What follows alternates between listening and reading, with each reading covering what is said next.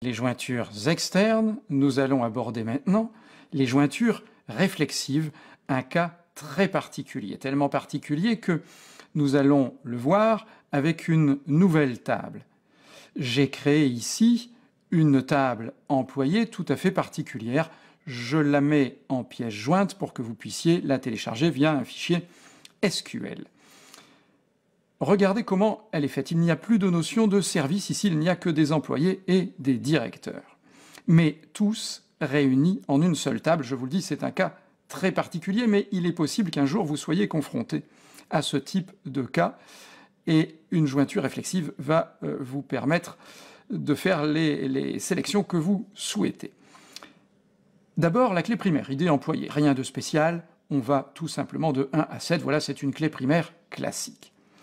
Mais voilà, il y a deux types d'employés dans cette table. Il y a les employés qui ne sont pas directeurs, il y en a 4. Les 4 premiers ne sont pas directeurs, et puis les 3 suivants, les 3 derniers, eux, sont directeurs. Les 4 employés qui sont les 4 employés, pardon, pas de liaison mal à propos, les 4 employés qui ne sont pas directeurs ont un ID directeur. Dupont-Robert, par exemple, a l'ID directeur 5, donc son directeur, c'est Robert Geldof. En revanche, Aline, qui a l'ID directeur 6, a pour directeur Sylvie Salins. Bien sûr, les directeurs n'ont pas eux-mêmes de directeur. Voilà, rien d'autre de particulier que ceci. Mais voilà, si maintenant nous voulons dans une même et unique requête, sélectionner les noms des employés avec leur directeur correspondant, comment faisons-nous? Vous allez me dire, peut-être c'est simple. On commence comme ça. On sélectionne, ici je le fais avec un concat le nom complet, le nom, un espace, le prénom, vous avez l'habitude maintenant. J'ai aliasé la table employée en E, bien. Donc E.nom, E.prénom, parfait. Je mets ici un alias de colonne, emp. Et puis je sélectionne aussi le nom des directeurs, les directeurs correspondants, concat, E.nom, E.prénom, aliasé en dir, alias de colonne. Dans ma sélection, j'aurai 2 colonnes, les employés et les directeurs, chacun leur nom complet. From, employé, aliasé en E. Bien. Ah oui, mais là, ça va pas, ça, parce que comment MySQL va-t-il faire pour comprendre que ici, vous voulez les employés non directeurs et ici, les employés directeurs? Comment voulez-vous que MySQL le sache? Là, vous n'êtes pas en train de lui dire.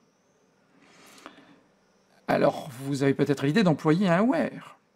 Mais comment allez-vous faire dans un where pour dire là, à gauche, là, c'est les employés non directeurs, et ici, à droite, les employés directeurs, c'est le même petit E, c'est le même alias de table. Non. Non, aucun moyen technique pour le dire. Là, tel quel, c'est cuit. Ça ne marchera pas. Il faudrait pouvoir distinguer la table des employés ici de la table des employés ici. Mais vous me direz, c'est la même table, oui. Et nous, ce qu'on voudrait, c'est les distinguer. Alors, comment on peut faire? Il faudrait qu'on fasse quelque chose comme ça, que l'on puisse dire, là, c'est E1, et là, c'est E2, en faisant semblant qu'il y ait 2 tables employées, comme s'il y avait une table des employés non directeurs et une table des employés directeurs. On sait bien qu'il n'y en a qu'une, mais on fait semblant. Mais par contre, je ne peux plus faire from employé E. Il faut que je distingue, il faut que je fasse une jointure, mais que je joigne la table employée à elle-même. Eh bien, c'est ça qu'on appelle une jointure réflexive. C'est quand on joint une table à elle-même et avec les alias. C'est un jeu d'alias. Ici, les alias jouent un rôle considérable sans lequel ça ne pourrait pas fonctionner. Ce sont les alias de table qui jouent un rôle important puisque ce sont eux qui font semblant d'avoir 2 tables, E1 et E2. En fait, c'est la même, bien entendu. Et ici, je peux dire, je prends ceux de E1 et ceux de E2.